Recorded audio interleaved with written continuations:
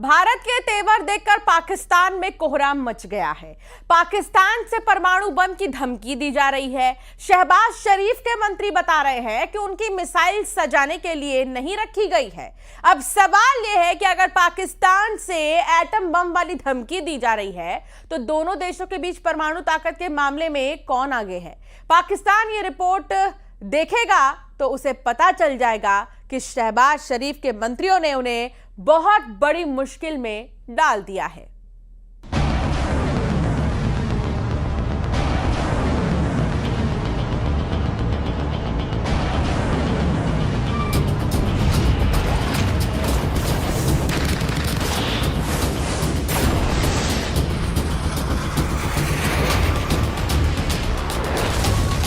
अरब सागर में भारत की सबसे खतरनाक क्रूज मिसाइल ब्रह्मोस लॉन्च की जाती है।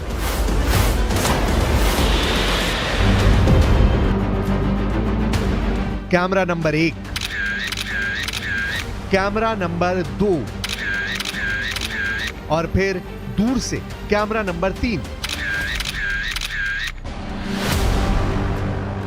अरब सागर में सुपरसोनिक क्रूज मिसाइल ब्रह्मोस को दागकर पाकिस्तान को मैसेज दे दिया गया है। मैसेज इस बात का कि युद्ध लड़ने के लिए भारत की फौज हमेशा तैयार है।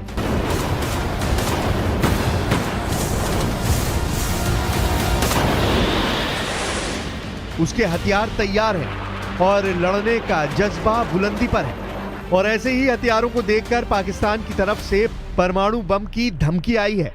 पाकिस्तान के रक्षा मंत्री ख्वाजा आसिफ ने क्या कहा है, इस बात को बहुत गौर से समझिएगा। पाकिस्तान के रक्षा मंत्री ख्वाजा आसिफ ने कहा है कि भारत और पाकिस्तान दोनों परमाणु शक्तियां हैं, लेकिन वो नहीं समझते कि नौबत परमाणु हथियारों की आएगी। मतलब साफ है कि पाकिस्तान का रक्षा मंत्री कह रहा है कि उसके पास एटम बम है। ये साफ साफ परमाणु हमले की धमकी है। ये साफ साफ दुनिया को डराने की कोशिश है कि भारत ने अगर हमला किया तो वो क्या कर सकता है। भारत इस धमकी का क्या जवाब दे सकता है वो पाकिस्तान को आगे बताया जाएगा। लेकिन जो बात पाकिस्तान के रक्षा मंत्री ख्वाजा आसिफ ने कही, शहबाज के एक और मंत्री ने उससे 10 कदम आगे बढ़ने की कोशिश की है। पाकिस्तान के रेल मंत्री हनीफ अब्बासी ने कहा है कि उनकी गौरी, शाहीन और गजनवी मिसाइल के साथ 130 परमाणु बम भारत के लिए ही रखे हुए हैं। यानी शहबाज शरीफ के कैबिनेट में भारत को परमाणु बम की धमकी देने की होड़ लग चुकी है। सवाल है कि आखिर शहबाज शरीफ जो बात खुद सीधे नहीं बोल पा रहे, वो अपने मंत्रियों से क्यों बुलवा रहे हैं। I would like to make it clear in all humility but with fullest confidence at my command on behalf of the people of Pakistan and our armed forces that nobody should make any mistake about it. Dear guests, this nation of 240 million people stands united by and behind our brave armed forces and ready to safeguard every inch of our homeland Pakistan. Shahbaz शरीफ हमले के कयास लगा रहे हैं, उनके मंत्री परमाणु बम की धमकी दे रहे हैं। लेकिन भारत में क्या चल रहा है उसकी खबर रक्षा मंत्री राजनाथ सिंह के घर से आई है। पहलगाम हमले के बाद रक्षा मंत्री राजनाथ सिंह और सीडीएस जनरल अनिल चौहान की मुलाकात हुई है। सीडीएस यानी चीफ ऑफ डिफेंस स्टाफ, जो आर्मी, एयरफोर्स और नेवी के मामले में रक्षा मंत्री के प्रधान सलाहकार की भूमिका निभाते हैं।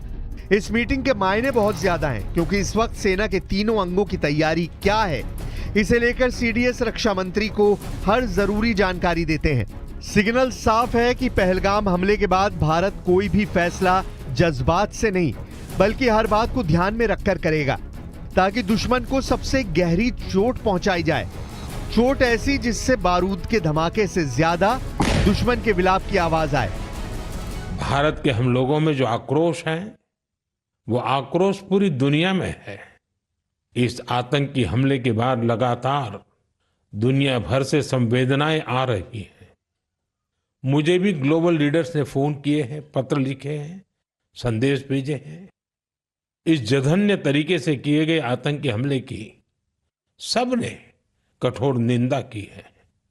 उन्होंने मृतकों के परिवारजनों के प्रति संवेदनाएं प्रकट की है। पूरा विश्व आतंकवाद के खिलाफ हमारी लड़ाई में 140 करोड़ भारतीयों के साथ खड़ा है। मैं पीड़ित परिवारों को फिर भरोसा देता हूं, उन्हें न्याय मिलेगा, न्याय मिलकर रहेगा।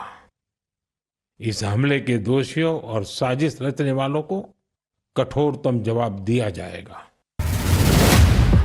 इसमें कोई शक नहीं कि सेनाएं तैयार हैं, हथियार भी तैयार हैं। हमला कैसे होगा और किस वक्त होगा, ये फैसला भारत करेगा।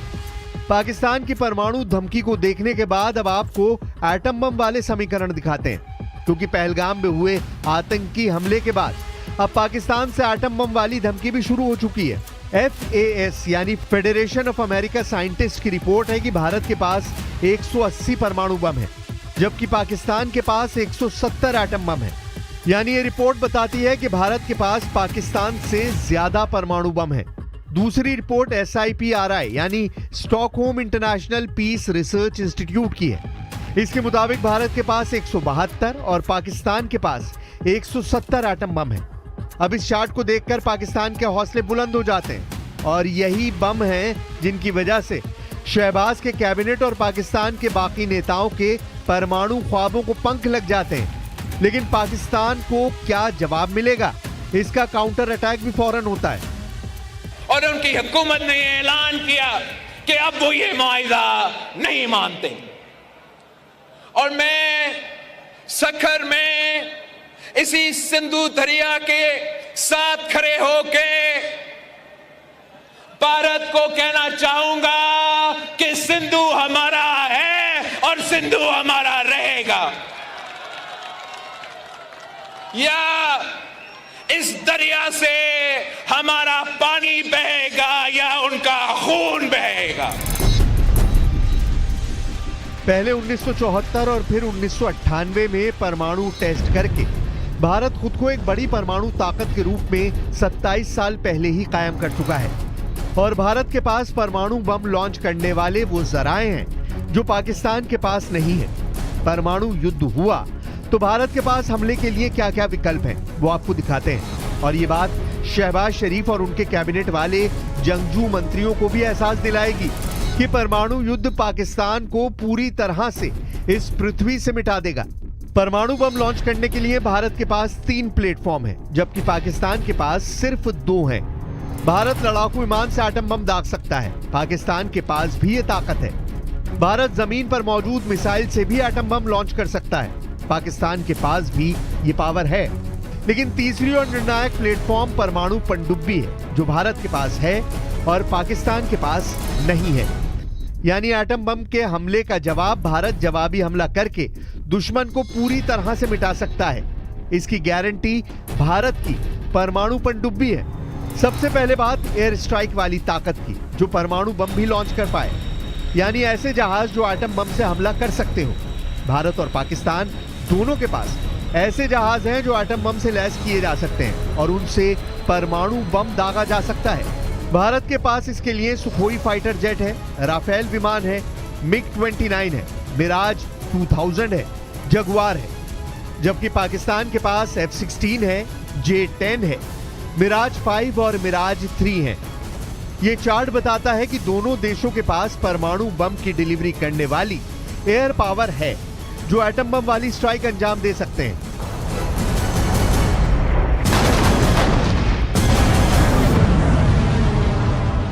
वैसे पाकिस्तान को अब भी बालाकोट स्ट्राइक और उसके बाद हुई डॉग फाइट याद है। इसका जिक्र शहबाज शरीफ ने भी किया है। Our valiant armed forces remain fully capable and prepared to defend the country's sovereignty and its territorial integrity against any misadventure, as clearly demonstrated by its measured yet resolute response to India's reckless incursion in February 2019. इससे अलग पाकिस्तान के पास ballistic missile भी हैं, जिनमें किसी की range 3000 kilometre से ज्यादा नहीं है। गौरी, अबाबील और शाहीन क्लास की मिसाइल भारत के लिए खतरा है। लेकिन ऐसी मिसाइलों को रोकने के लिए भारत में दुनिया का सबसे खतरनाक एयर डिफेंस और मिसाइल डिफेंस सिस्टम S-400 भी तैनात कर दिया गया है। पाकिस्तान से ऐसे खतरे को देखते हुए उत्तरी और पश्चिमी सेक्टर में ऐसे एक सिस्टम को तैनात किया गया है। वहीं पाकिस्तान को भारत की अग्नि मिसाइल से सावधान रहना होगा, क्योंकि अग्नि सीरीज की मिसाइल शहबाज और जनरल मुनीर को डराने के लिए काफी है। पाकिस्तान का एक इंच ये मिसाइल कवर करती है। पाकिस्तान की गौरी, अबाबील और शाहीन की रेंज 3000 किलोमीटर भी पार नहीं करती। उसके जवाब में भारत की अग्नि 1 बैलिस्टिक मिसाइल की रेंज 700 किलोमीटर है। अग्नि 2 की रेंज 2000 किलोमीटर है। अग्नि 3 इंटरमीडिएट रेंज बैलिस्टिक मिसाइल है। इसकी रेंज 3000 से 3500 किलोमीटर है। अग्नि 4 बैलिस्टिक मिसाइल की रेंज 4000 किलोमीटर है। अग्नि 5 मिसाइल की रेंज 5000 किलोमीटर है, जबकि इसकी रेंज कम वॉरहेड के साथ बढ़ाई जा सकती है और तब ये इंटरकॉन्टिनेंटल बैलिस्टिक मिसाइल की भूमिका में होगी। ये भारत की मिसाइल पावर है, कम दूरी से लेकर आधी दुनिया तक तबाही मचाने वाली ताकत। इसके आगे भी भारत में अग्नि 6 पर काम चल रहा है। ऐसी चर्चा लगातार होती रहती है, लेकिन फिलहाल इस पर कोई आधिकारिक जानकारी नहीं है। अग्नि के अलावा पृथ्वी मिसाइल के 3 वेरिएंट देख लीजिए, जो खास तौर से पाकिस्तान को जहन में रखकर पिछले 40 साल में तैयार किए गए हैं।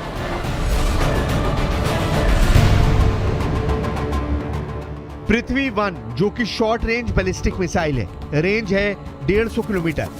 पृथ्वी 2 भी शॉर्ट रेंज बैलिस्टिक मिसाइल है, इसकी रेंज 250 से 350 किलोमीटर है, जबकि पृथ्वी 3 की रेंज 350 से 750 किलोमीटर है। इसके अलावा धनुष मिसाइल पृथ्वी 3 का नेवल वर्जन है, जो शिप से लॉन्च किया जाता है। अग्नि और पृथ्वी मिसाइल इस बात की गारंटी है कि पाकिस्तान का कोई शहर भारत की मिसाइल स्ट्राइक से नहीं बच सकता, चाहे वो रावलपिंडी में सेना का हेडक्वार्टर हो, या फिर राजधानी इस्लामाबाद, या फिर लाहौर और कराची जैसे शहर क्यों ना हो। पाकिस्तान का हर कोना भारत की रेंज में है। ये जानते हुए भी पाकिस्तान से हमेशा परमाणु धमकी आती रहती है। हालांकि अब इन धमकियों में दम नहीं बचा, ये बात शहबाज शरीफ और जनरल आसिम मुनीर बहुत अच्छी तरह जानते हैं। भारत की सेकंड स्ट्राइक वाली ताकत यानी परमाणु पनडुब्बी K4 मिसाइल दागकर पाकिस्तान को पूरी तरह सपाट कर सकती है। पाकिस्तान से तनाव के बीच राजस्थान में क्या हो रहा है, उसका वीडियो देख लीजिए। जैसलमेर बॉर्डर के पास भारतीय सेना ने अर्जुन टैंक की ताकत दिखाई। पहलगाम में हुआ आतंकी हमले के बाद रेगिस्तान में भी भारत बदला लेने वाले एक्शन का अभ्यास कर रहा है। न्यूज़ 18 इंडिया पहुंचा है जैसलमेर बॉर्डर और ग्राउंड जीरो से हम आपको दिखा रहे हैं कि हमारी फ्रंट फोर्स यानी BSF पाकिस्तान को मुंह तोड़ जवाब देने के लिए कितनी तैयार है। इस वक्त हम थोड़े से बॉर्डर के इलाका है जहां फेंसिंग से दूर है, लेकिन लगभग ग्राउंड जीरो पर हैं और सामने की तस्वीरें देख सकते हैं कि ये जो पीछे के आपको ये रेत के पहाड़ नज़र आ रहे हैं, इनके पीछे पाकिस्तान है, यानी उस साइड में रेंजर्स हैं, बीच में फेंसिंग है, सामने आपको वॉच टावर नज़र आ रहा है पाकिस्तान की तरफ। और यहाँ पर पूरी तैयारी है, क्योंकि इस वक्त आपको ज़्यादा जवान नज़र नहीं आएंगे। उसकी वजह यह है कि इस वक्त मोर्चे हैं, तमाम तैयारी है, दोनों तरफ की तैयारी है और हर तरीके से, क्योंकि आप देखिए कि भीषण गर्मी है। इस वक्त आप देखिए कि सूर्यदेव आग उगल रहे हैं और जो रेत के धोरे वो अंगारे बन चुके हैं। ऐसी स्थिति में BSF जवानों के लिए सामने कितनी बड़ी चुनौती होगी कि यहाँ पर खड़े होकर किस तरीके से पाकिस्तान पर नज़र रखते हुए सामने कि जो पाकिस्तान के रेंजर्स क्या कर रहे हैं, सेना क्या कर रही है, उस पर बारीकी से नज़र रखना। तो BSF के जवान तैनात हैं, ख़ास तौर पर खुद का भी बचाव करते हुए, क्योंकि इस वक्त गर्मी के अंदर जहां टेम्परेचर 50 डिग्री के आसपास बॉर्डर का इस वक्त का टेम्परेचर रहता है, उसमें खुद को कैसे बचाएं, इसके बीच में इस वक्त जो सबसे बड़ी जिम्मेदारी, और इस वक्त पूरा जब देश ये देख रहा है, ये इंतज़ार कर रहा है कि पाकिस्तान को कैसे जवाब दिया जाएगा, उसी जवाब की पूरी तैयारी है। रेगिस्तान से इस रिपोर्ट के बाद पाकिस्तान के होश ठिकाने वाली एक और नई खबर है। युद्ध लड़ने के लिए बेताब पाकिस्तान उधार के लिए IMF और चीन के सामने फिर गिड़गिड़ा रहा है। पाकिस्तान के वित्त मंत्री ने कहा है कि वो IMF से आखिरी बार कर्ज लेना चाहते हैं। यानी जिस पाकिस्तान की आर्थिक हालत उसके कटोरे में नजर आ रही है, वहां की फौज भारत से युद्ध लड़ने की तैयारी कर रही है। जबकि हालात ऐसे हैं कि अगले महीने वहां की फौज को तनख्वाह मिलेगी या नहीं, जनरल मुनीर इस बात की गारंटी भी नहीं दे सकते।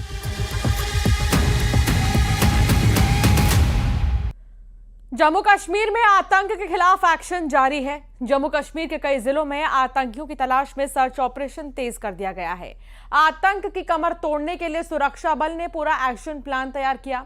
आपको ग्राउंड जीरो से रिपोर्ट दिखाते हैं।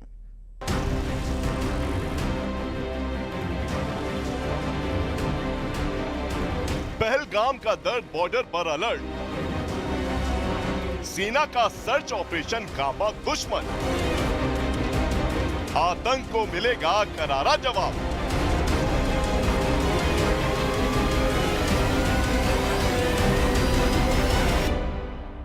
पहलगाम के दर्द का जवाब अब बॉर्डर पर गूंज रहा है। पाकिस्तान की तरफ से सीमा पार फायरिंग के बाद कुपवाड़ा में फॉरवर्ड डिफेंस लाइन पर चौकसी बढ़ा दी गई। आम जनता के लिए रास्ते बंद कर दिए गए हैं। चप्पे चप्पे पर हमारे देश के सुरक्षा बल तैनात हो। कचामा में ये अहम जो गतिविधियां हैं सेना की, ये आप यहाँ पर देख सकते हैं और कैसे आने वाले दिनों में बॉर्डर पर जो मुस्तैदी है, बॉर्डर पर जो तैनाती की गई है, उसका ये नज़ारा है। एक्सक्लूसिव तस्वीरें सिर्फ और सिर्फ न्यूज़ 18 इंडिया पर आप ये देख सकते हैं कि कैसे कॉन्वॉय का ये पूरा मूवमेंट हो रहा है और कैसे जो सेंसिटिव जगहों पर आगे जो तैनाती होगी वो तो हम आपको नहीं दिखा सकते और ना हमें दिखाने की परमिशन है, लेकिन सड़कों पर, आम सड़कों पर जहां पर आम लोगों की आवाजाही है, इस तरीके से वाहनों का, व्हीकल्स का मूवमेंट यहां पर हो रहा है। सुरक्षा बलों ने कुपवाड़ा के एलओसी से सटे इलाकों में बड़े पैमाने पर रोड सर्चिंग ऑपरेशन चलाया है। हर रास्ते, हर मोड़ पर जवान अलर्ट है। बीएसएफ जवान पहाड़ी रास्तों पर भी पैदल गश्त कर रहे हैं। हमें पता है कि इस हरकत के पीछे कौन है, सबको ये पता है और इसीलिए भारत सरकार ने बड़े स्ट्रांग कदम भी उठाए हैं। और जहां तक सीमा की बात है, सीमाओं की रक्षा करना बीएसएफ का प्रथम दायित्व है और BSF first line of defence कही जाती है। तो हम हमेशा 365 दिन 24 घंटे पूरे वीक हम हमेशा उनकी रक्षा करते हैं। उसके लिए अलर्टनेस हमारी उसी दर्जे की होती है जो कभी भी कोई भी घटना होने पर होती है। लेकिन आज के संदर्भ में ये भी कहना चाहूँगा कि आम दिनों में भी हम कभी भी कोई ऐसी कोताही नहीं बरतते हैं, क्योंकि हमें पता है कि हमारा काउंटर पार्ट है वो भरोसे के लायक नहीं है। आरएसपुरा बॉर्डर पर जीरो लाइन का गेट भी बंद कर दिया गया है, जबकि पहलगाम में मारे गए टूरिस्ट को श्रद्धांजलि देते हुए बीएसएफ जवानों ने बीटिंग रिट्रीट सेरेमनी में हिस्सा लिया। वहीं सुरक्षा चक्र और मजबूत कर दिया गया है। हम कुपवाड़ा में मौजूद हैं, एलओसी के पास मौजूद है और यहाँ पर देखिए किस तरीके से जो बीएसएफ के जवान हैं उनकी तैनाती यहाँ पर है। कुल मिलाकर अभी जो सिविलियंस हैं उनको आवाजाही के, मुख्य आवाजाही के रास्ते में उनको आने नहीं दिया जा रहा है और इसी तरीके से कुछ कुछ दूरी पर, चाहे भारतीय सेना के लोग हैं या फिर बीएसएफ के लोग हैं या फिर सीआरपीएफ के लोग हैं, उनकी यहाँ पर तैनाती की गई है। एक सघन चेकिंग अभियान सीमावर्ती इलाकों में यहाँ पर चलाया गया है। सीमावर्ती गांव में बीएसएफ और पुलिस ने मिलकर पंच, सरपंच और वीडीजी मेंबर्स को जंगी हालात से निपटने की तैयारी कराई है। गांव वाले भी पाकिस्तान को करारा जवाब देने के लिए तैयार हैं। ऐसा हादसा होता है, हम बुजुर्ग, महिला, बच्चे को बाहर निकालेंगे, हम खुद लड़ने के लिए तैयार हैं। तो आप खुद इतना जोश रखते हैं, जज्बा रखते हैं? क्यों नहीं रखते हैं, हम खुद बीडीसी हैं, हथियार हमें गवर्नमेंट ने दिए, क्यों नहीं रखते हैं, किस लिए हमने क्या किया। तो कभी ऐसे हालात बन जाएंगे तो आप लोग तैयार हैं? हाँ तैयार सर, बिल्कुल तैयार सर। क्या करेंगे अगर ऐसे हालात बन जाए? जो भी दुश्मन आएगा उसको नहीं से छोड़ेंगे। अच्छा, आप क्या? हाँ बस बीडीसी वाले हम छोड़ेंगे नहीं इसको, कोई भी दुश्मन आएगा उसको छोड़े नहीं, गाना हमारे को मिली है। बीडीजी हमारी बिल्कुल सतर्क है और इनकी ट्रेनिंग जो है वो पीरियडिकली समय पे हो रही है। सीमा पर बढ़ते तनाव के बीच भारतीय सेना ने मोर्चा संभाल लिया है। सुरक्षा बल पूरी तरह से तैयार है और गांव वालों को भी सतर्क कर दिया गया है। अब हर कदम फूंक फूंक कर रखा जा रहा है। पहलगाम के दर्द का बदला जरूर लिया जाएगा और पाकिस्तान को करारा जवाब देने का वक्त आ गया है।